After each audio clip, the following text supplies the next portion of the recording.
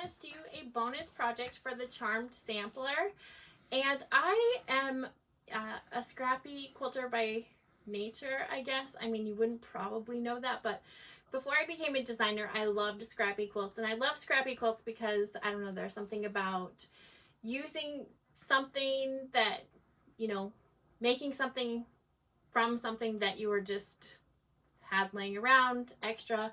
I don't know, it's sort of part of our quilty roots that we use the things that we have on hand, right? That's sort of what they did.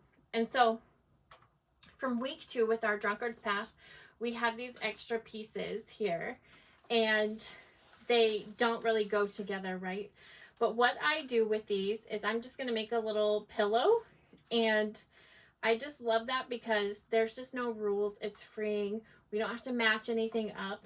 But what I did for this is I just go ahead and I kind of fold each of these pieces in half, and I give them a little press like this.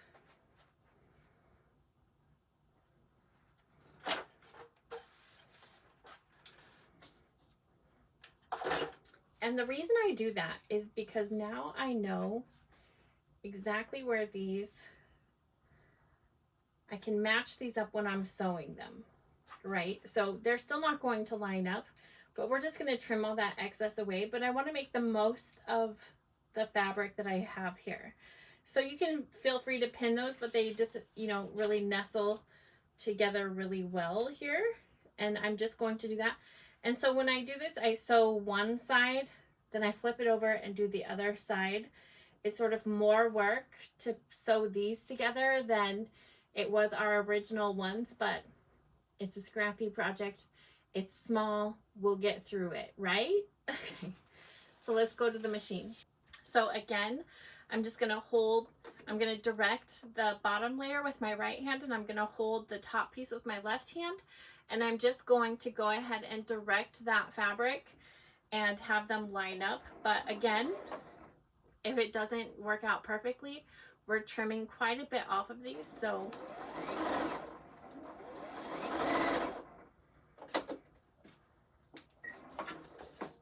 and there is no chain piecing for this. Okay, and now I'm just going to flip this over, and then I have the opposite working, and I'm just going to go ahead and line that up, and then I'm going to manipulate it the same way.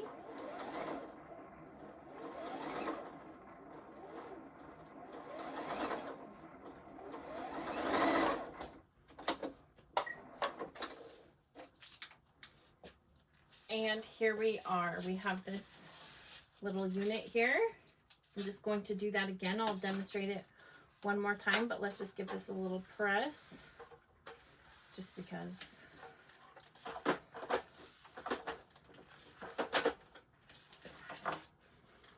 So once again, I'm just going to line those creases up that we folded and pressed, and I'm just going to work on one side and then flip it over and work the other side.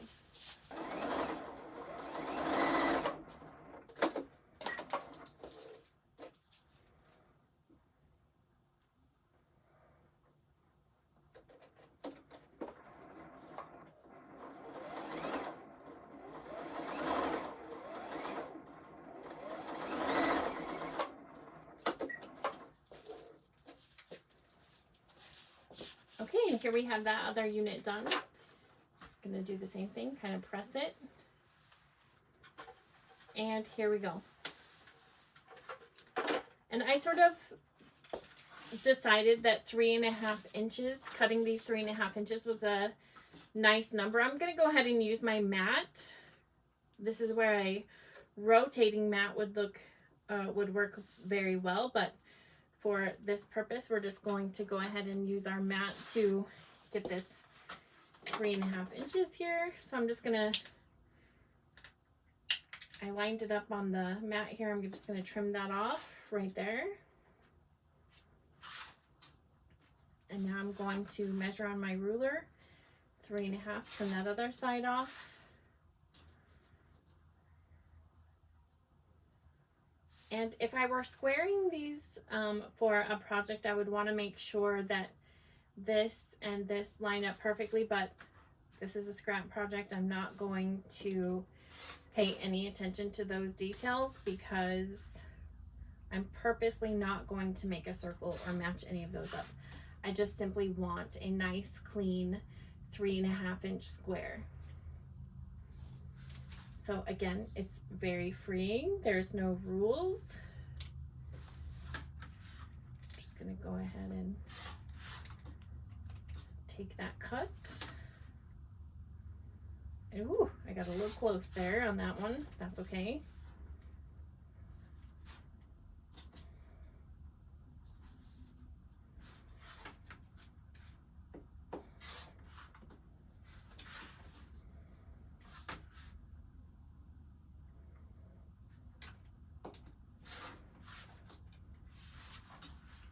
Okay, and now I have taken all of those drunkard's path cutaways and I have all of these wonderful little 3.5 inch squares. And so now the fun part is really how are we going to arrange these? And you can do this any way you want. You can try to make some circles. You can do whatever you want. Purposely make them little half spheres. But just find the way that you would like to arrange them and sew them together. And then I'm just going to make a little quilted pillow out of this. So I'm gonna sew these together. I'm gonna find the arrangement that I like and then sew all of my rows together. And then I'm going to quilt it.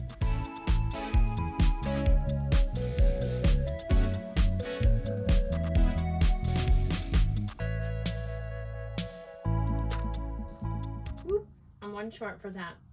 So I'm going to have to figure out what I want to do here. Do I want to just put another 3.5 inch square? How do I want to arrange this? That will be a surprise for our next segment after I show you what it looks like quilted and how I put this together. So thanks for joining me, and we'll be back in just a brief moment. Hi, it's Charisma at Charisma's Corner, and we are on the bonus project of the Charmed Sampler.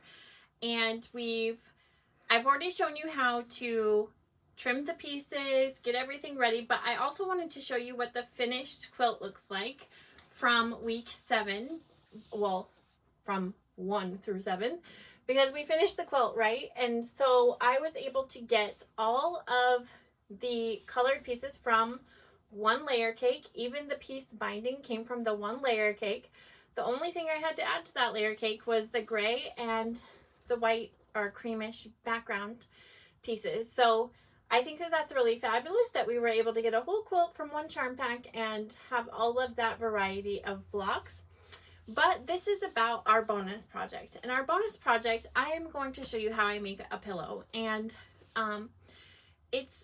I just love that we can make something from nothing, that we don't have to add any more stuff to the scrap bin, and we have this cute little project to do. So I've gone ahead and made my little quilt, and I've quilted it.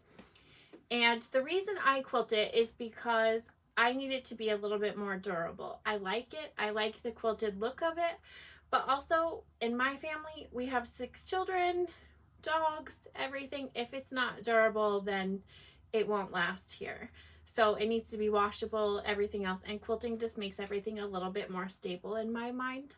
So I did that, and then for the backing, I will sometimes use cotton. I love cotton, obviously I'm a quilter, but I also sometimes like to have something a little bit more durable. So whether it's colored denim or canvas or something like that, I'll do that. So that's what I have here, and we'll just go ahead and get started. So the other thing is, like, if you just wanted to make a little mini quilt, a little candle mat or something, this is just ready to bind and you're ready to go. But I like a pillow because I like to add a little color to the couch. It's a great gift. You can gift it with the quilt if you choose to do that.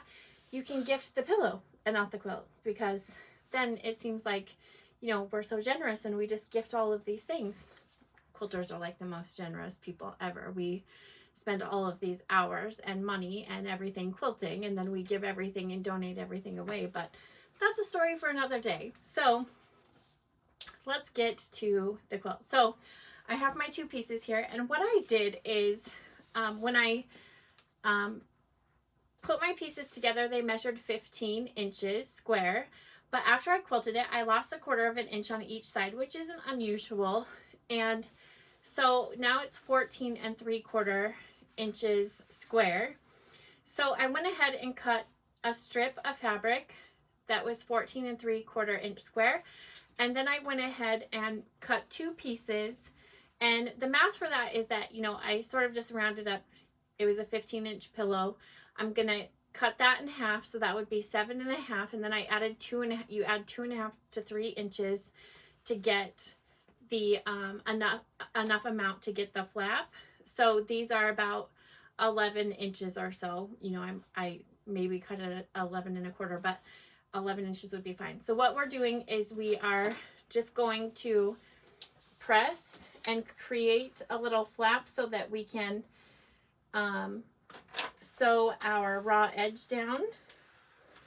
We don't want any raw edges, so it's just easier to press a little seam there. And we're going to do that on both of these halves.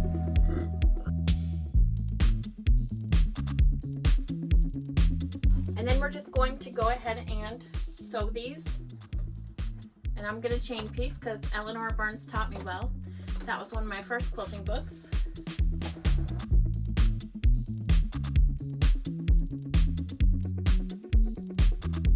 And those don't have to be absolutely perfect, because who needs to be perfect for one thing, but for two, because it just doesn't matter. We're not quilting, we are making a pillow. So now I need to put right sides together when we're constructing this pillow. And I just want to put one on each side of this. So I have this. I want my raw edge on this side because we're going to turn this inside out. And then I'm going to lay the other one on top here. And again, this does not have to be absolutely perfect because it's all going to be hidden. Oh, I couldn't see. That was my... Okay. So I just want to make sure. Okay. A good way to double check this is to flip this over. And do we have both the right sides showing, the good side showing? Yes, we do. Okay, we know that that's good. Okay, and so now I'm going to use my pins. And I'm just going to pin so I can keep these in place while I'm sewing all the way around. And we just get to sew all the way around on this. We don't have to leave an opening because our opening is our little flap here.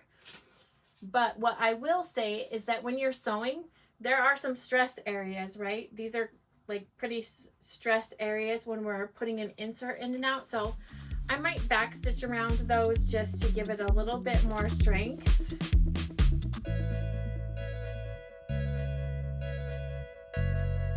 Okay, and now all I'm going to do is sew all the way around, and I am just going to use 1/4 inch of a seam. And here we go.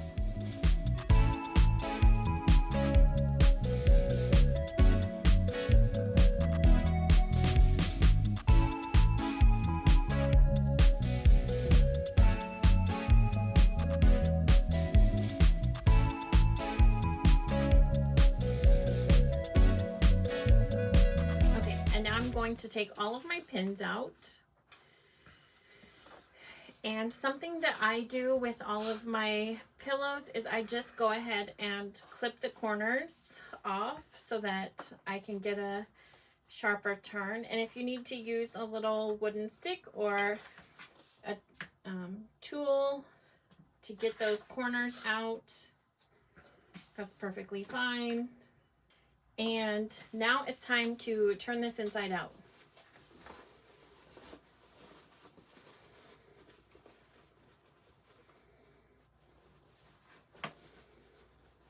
And I just like to get to those corners. And again, you can use a tool or something for that if you need to.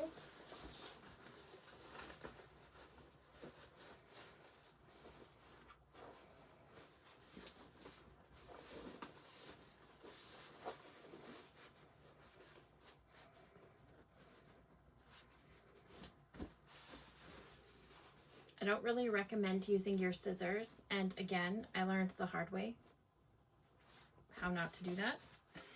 And we can go ahead and press these.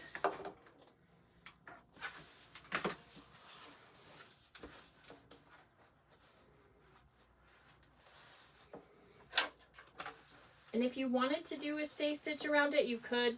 I don't.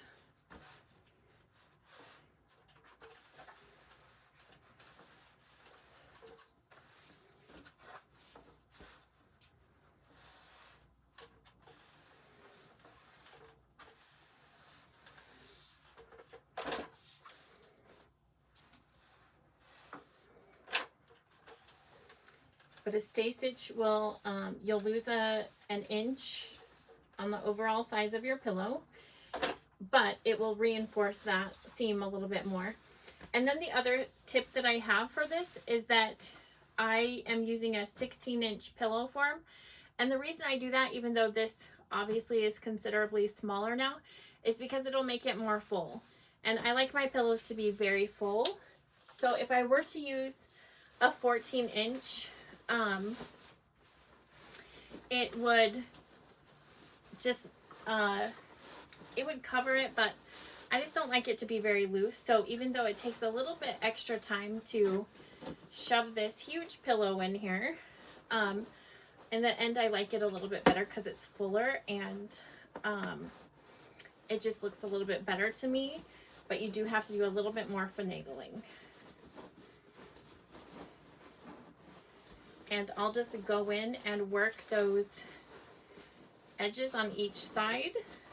And it just gets a little bit tricky on the underlap side, but it's totally doable. I do it all the time. So let's get in there and get that squished down. Okay.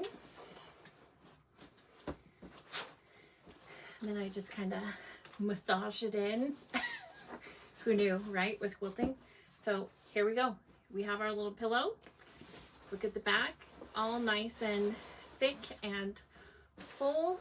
And you can still work in those edges a little bit if you wanted to. So here is our bonus project, a cute little pillow that's all finished. It's a little snuggly. So thank you for joining me on this charmed sampler and everything that we have gone through in the last 8 weeks. And thanks for everything. I hope you use a layer cake, and we will see you next week. Blessings.